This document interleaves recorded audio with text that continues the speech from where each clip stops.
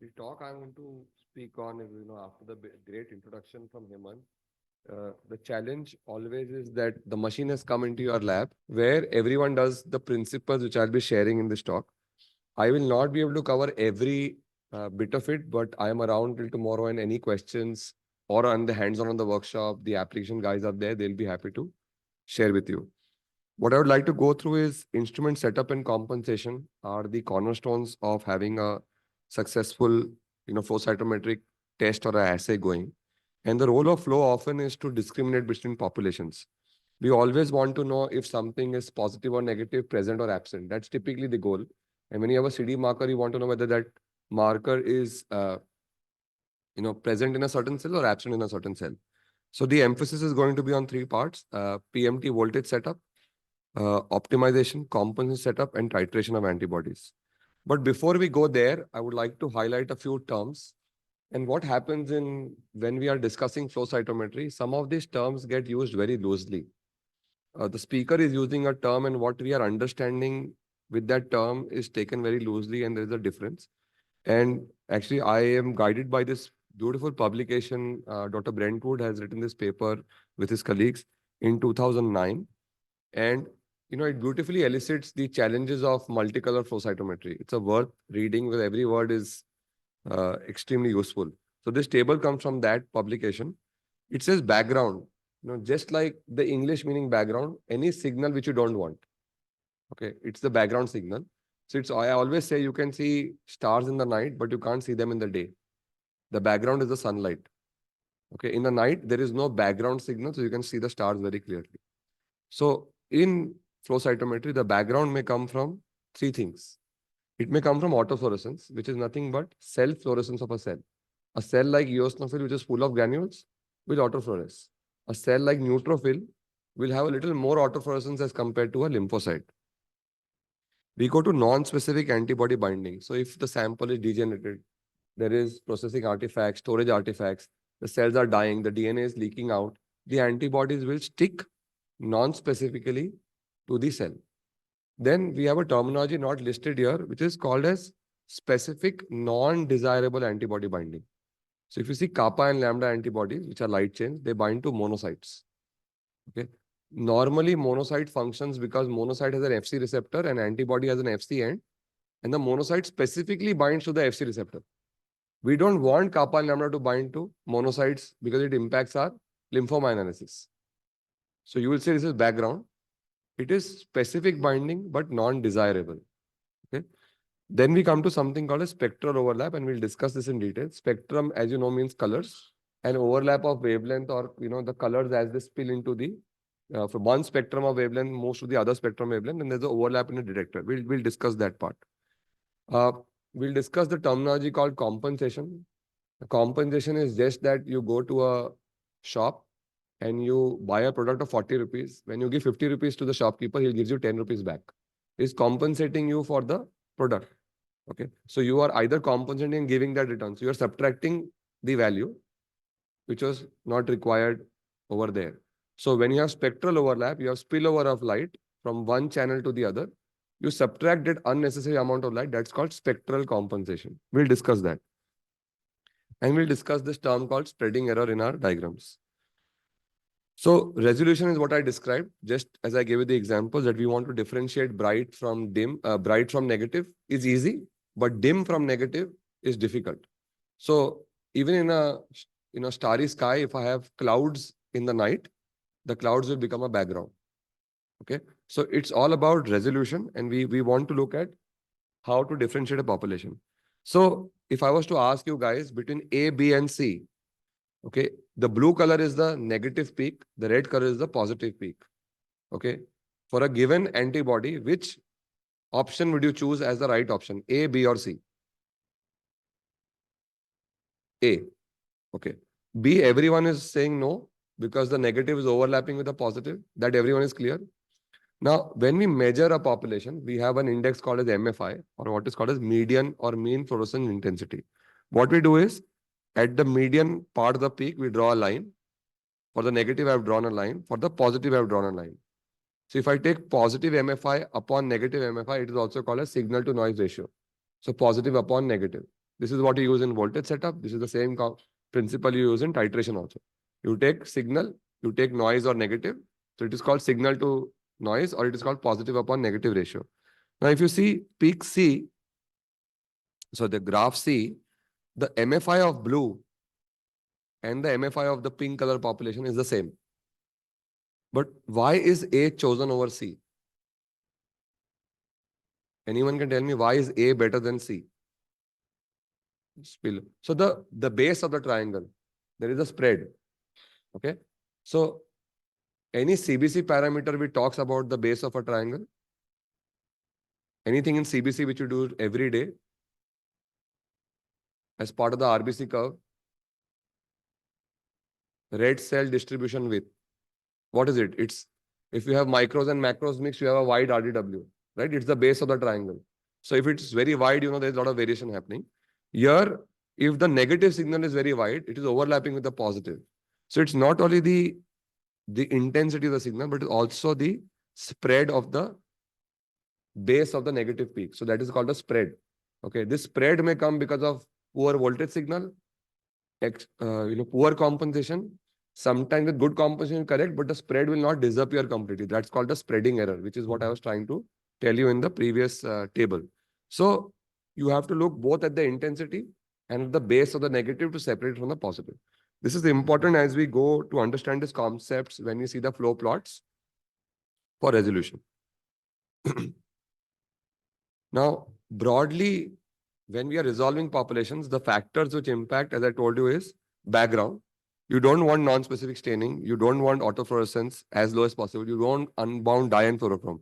These three aspects are dependent upon your sample quality and the processing. Fresher sample, good quality processing, not putting excessive antibodies will help you. The spread, which I showed you, the base of the triangle for the negative, comes from either spectral overlap, which is compensation, we need to do it correctly, and or poor setting up of the instrument. So if your voltage is not right, okay.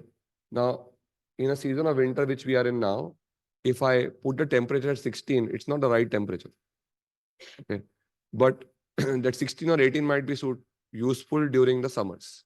Okay. So it depends upon what setup you are doing for the instrument, for what assay. Okay. So that instrument setup and voltage is very, very critical.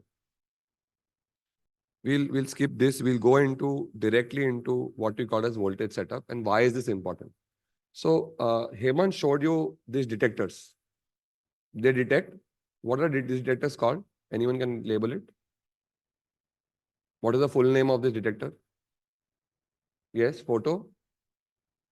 So the name is photon multiplier tube or photo multiplier tube, which means the detector gets hit by a photon, and within it, the photons multiplied signal within the tube, and that signal is then sent to the electronic systems to measure your signal. So the photon multiplier tube, just like your light or your fan, has a voltage. So if you want the fan at a higher speed, what do? You move the regulator from 1, 2 to 3, 4, and 5. So you are increasing the voltage signal. Now the fan speed will increase. Now, if you are sitting under a fan, if the speed is 1, maybe the person sitting under the fan gets the air. But if you increase the speed to 3, maybe 2 more people will get the air. If I increase the speed to 5, maybe more people will get the air. As you increase the voltage, the signal intensity will increase. So all photon multiplier tubes are actually the same. We call it FITC PMT. We call it PE PMT. By the science of it, the PMT is the same. The setup depends on what voltage we set that up. We depend on which fluorochrome we are using. Because FITC, the antibody is such that if you hit FITC with 2 photons of light, it emits 1. If you hit PE with 1 photon of light, it emits 0.98. So the emission of PE is stronger than FITC. So in any machine you see, okay, across the world, and if you see the voltage of FITC will be higher because it requires to multiply the signal more because you get only half the photon from what it got hit by. And the PE voltage will be lower. This is across any instrument. The logic is for FITC and PE, the excitation potential is different. So the PMT has to be set up differently. So how do we set it up? This is a very big challenge. Okay. Now, modern day instruments are very easy. Okay. But they are so easy that we don't learn the principles at all. Because they will provide quality control beads. The companies will come On the, for example, the BD instrument, you will have something called as a CSNT bead. On the Beckman instrument, you have their beads. They will do the gain-tration experiment or the voltration experiment. They will set it up and say, this is the voltage, please use it. But how do you check and verify? We have a very simple thing which we do. There were manual methods to do it. People would, in the earlier days, shift positive to negative and bring all the negatives into the negative chamber quadrant. Those are not the right ways. I'll not go there. But we'll think of a very simple experiment. I have an antibody CD8. I have a sample which is peripheral blood, and I can measure the CD8 positive lymphocytes. The titration has been done, which we'll discuss later, and a particular titer of antibody is being used. And in this P detector, the company guy has said, okay, I think 400 voltage is appropriate, okay, based on the beads. But I want to check it with my own hands. So I'm not going to start from 50 or 100. I will start, say, maybe from 300 to 500 and assess what is the right voltage. So you can go at steps of 25 or 50. So what we do is, after acquiring this tube, at every 25 difference of voltage, we run the sample. So we ran the same sample at 300, 325, 350, 375, 400, and so on. What I showed you, signal to noise ratio earlier. So what we have done, on a forward and side scatter plot, we have gated the lymphocytes. And this is CD8 positive lymphocyte. This is the CD8 negative lymphocytes. This is at voltage 300, 325, 350, 400, and so on. We did multiple tubes. So what we did is, P1 is the positive peak, P3 is the median of the negative peak. So we just did P1 upon P3. So the MFI, the medians are given here. So for example, 5777 by 12 gave a value of 481 by 4. So this way we did different. I'll have to, how do I hide this? Okay. This is not going. Okay, anyways. So if you go to that signal, the signal to noise ratio was, put it up into an Excel, you can do that. How do I minimize this here? Okay. So at 300, the signal was 481.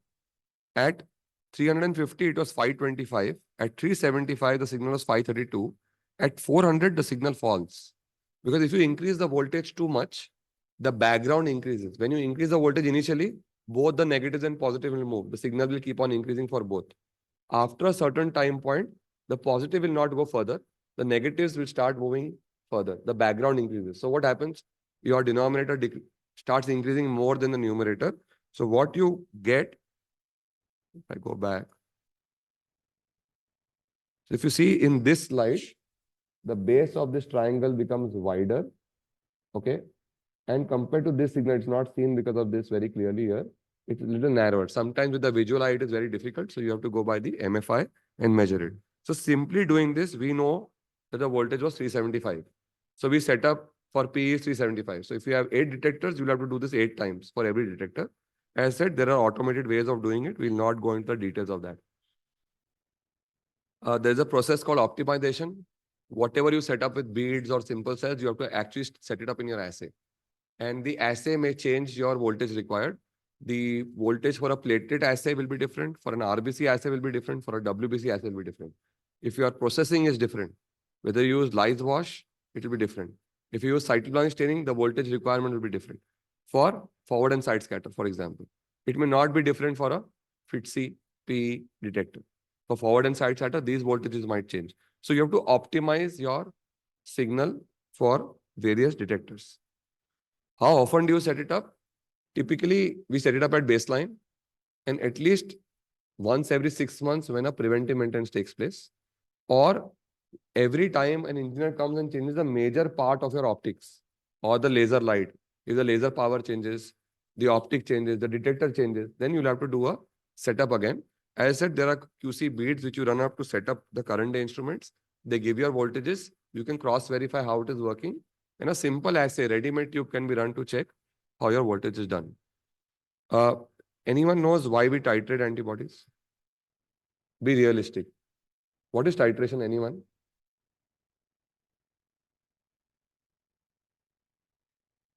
You do serial dilation of the antibodies to check different concentration of the antibody at which it is run. So the company says, run this CD8 antibody at 20 microliters. So do you run that at 20 microliters per test, or what do you do? So you titrate. So why do we titrate? The first answer is to save money. Okay, always. We always save money and conserve reagents. Yes, but you also get the best signal to noise ratio. It is very important, not just to save money. It's also because using excess antibody causes increased background. And an increased background or increased negative signal is going to spoil your resolution. Again, I'll not go into the details of this. Somebody is interested during the hands-on part of the workshop, I'll be able to go through it. What we simply do, and I'm happy to share a SOP for the same with anyone who's interested. A step-by-step SOP is given. What we simply do is we do serial dilution of the antibody. We don't pipette 20, 10, 5, and 2.5, which is the company recommended, because then you can make pipetting errors, especially at the lower level. So what we start is we start with 40 antibody, we divide into 20, then 10, 5, 2.5. So it's serial dilution, so that there is a uniformity in how the dilution happened. So if you made a pipetting error in the first tube and instead of 40 you put 42, the serial dilution will be 21, 10.5, 5.5, 2.75. It will not be very far away from the actual value. But in the last tube, instead of pipetting 2, you pipetted 5. You will label that 2 and 5 looks the same because actually you have put 5 and 5. So hence we do serial dilution. The concept is you take one antibody and every single antibody will have one catalog number. This is one example from one company. So same catalog number, you don't need to titer again generally. But if the same antibody CD8P from the same company, but the catalog number is different or the clone is different, you need to titer it again. So just because I have 8 in P and you have 8 in P, both of the same company, say BD or Beckman, still may require a different titer if the catalog numbers are different. My processing is different, your processing is different. I am doing surface, you are doing cytoplasmic, it might require a different titer. So titration is critical, both to give you a good background. Again, the objective, I'll skip the processes of what we do. The logic is the same. First, we kept the titer constant and changed the voltages. Here we have set up P is at 375 voltage. It's the correct voltage. Now the titer is different. So we are running at the same voltage, one tube at 20, one tube at 10 microliters, one at 5, one at 2.5. And we again measure the signal to noise ratio. So when we did 20 microliters, we got a positive and a negative signal. Same for 10. And what we realized, the positive signal MFI is 66,000. It is lower than the 20 microliter ka positive signal. For sure, it is lower. But if you see, the negative is significantly lower. Because the negative signal also, the background went less. So when you do a signal to noise ratio, you can draw these curves. Practically, we don't do it in day-to-day practice. This is for teaching purpose. What it shows you, the red color is the background. As the antibody concentration was higher, the background was higher. And as the antibody concentration went down, the background became less. The positive signal was lower at lower concentration. And as the antibody concentration went up, it goes higher. After a point of time, saturation will happen of the cell's antigens. So even if you put 40 microliter antibody, the signal will not increase because there are as many number of antigens on the cell. But negative non-specific binding will increase. So hence, we need to titer our antibodies. So both voltage setup and titration are extremely critical. Moving on to compensation. So I said it's a mathematical elimination of the term called spectral overlap. Different terms are used. Spectral overlap, bleed through, spillover. All of them mean the same. Essentially, what they are saying is one wavelength of one light moves to the other channel, which is not required.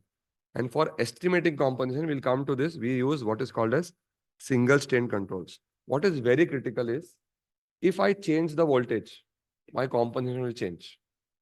Okay. So as I said, simply said, the amount of regulator, the fan, if you keep it at 3 or 4 or 5, the area covered will be changed. So if you increase the voltage, the signal will become wider and more overlap happens. If you reduce the voltage, the signal becomes lesser and less overlap happens. Okay. So if you change voltage, you have to change compensation. Hence, voltage and titration happens first. Then you do compensation. So you have to compensate for that voltage. If you change voltages, compensation has to change. Again, current day technology in both BD and Beckman, for example, have what is called as auto compensations for certain voltage changes. If the voltage change happens in the background, it changes. But yes, it's still a challenge when you're going anything more than 6 or 8 color flow cytometry. And in the era of MRD, You do a lot of what is called as post-acquisition compensation. Compensation is a block in the mind of a lot of flow cytometrists, and people beginning feel this is very challenging. There's a small cartoon which I have made just to explain the concept of compensation.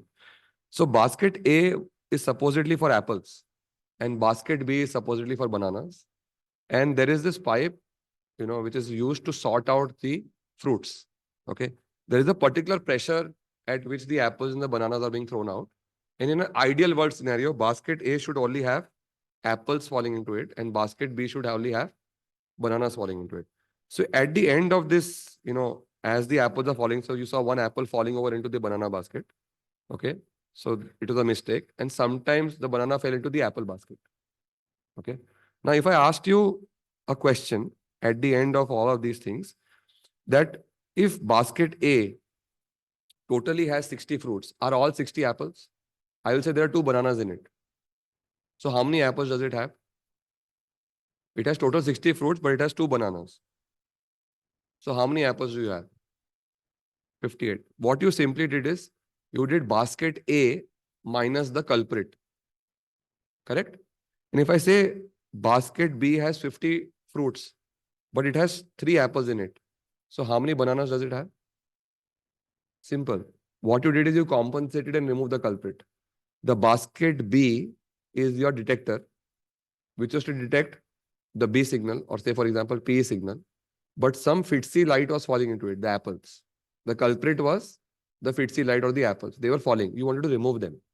Once you remove them, you get the true PE signal. In an ideal world, you will say basket B was for bananas, it should be the same. But it detects signal from the adjacent fluorochromes. When we remove the culprit, we are doing what is called as compensation. So that's the mathematical principle which you all understand. The moment it comes to flow, it sometimes becomes a mathematical block. So we'll now change from baskets of fruits to actual light intensity. This FL1 PMT or FITC PMT, for example, is your basket A. Okay. FL2 PMT is your basket B. Okay.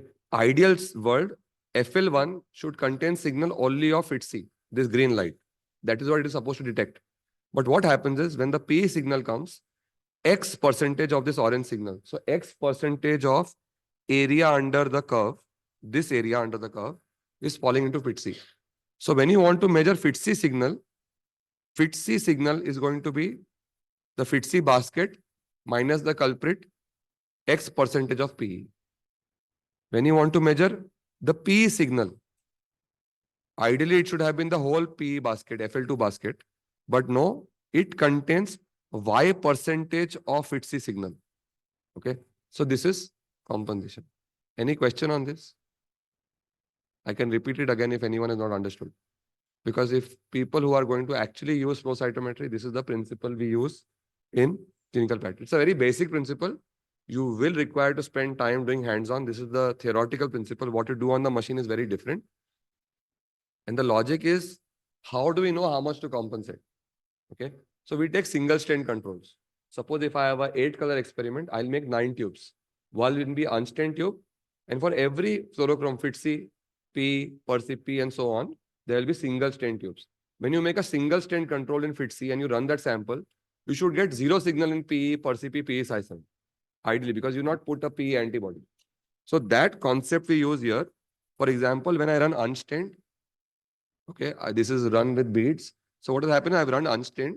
And I said, when I run unstained, this much signal I get. Okay. For every channel, FITC, PE, and so on, we have marked a signal. In tube 1, we ran FITC. Only FITC labeled antibody was there. So you got a peak in FITC, which is like, okay, you are going to get. But we got a peak in PE. Ideally, there should have been no signal over here.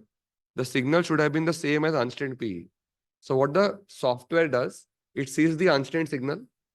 It sees the PE signal in the FITC tube.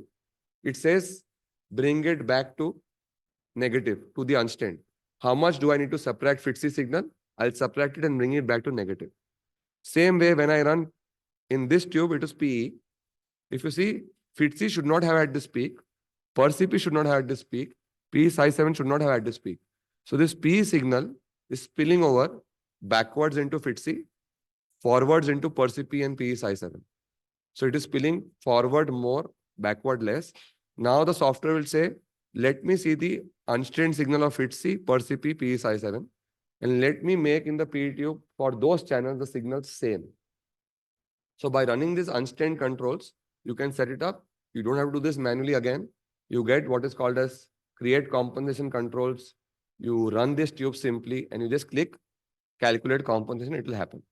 Again, for people who are not done this is very complicated. So pardon me because this becomes very, very difficult to understand.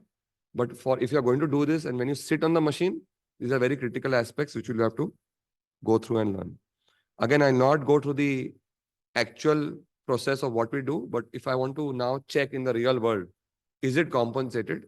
The way to look at it is you take something like a lymphocyte.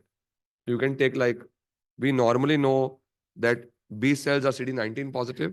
And if I take CD8 lymphocytes, in normal or abnormal, you will never have 8 and 19 co-positive lymphocytes. You're never going to have a signal over here, correct? So if I see 3 laddus like this, very nice, clean laddus, and if you were to draw a line over here, if you see the line is going between the center of the top laddu here, and if I draw a line here, it is a straight line. You know, it's like a square form between 4 laddus in your 4 boxes. It's looking good manually. Now in this tube, the signal of CD8 is going into 19. Here, because I know it's a normal cell, because I know normal lymphocytes can never go into 19, I can now say this is wrong. Okay.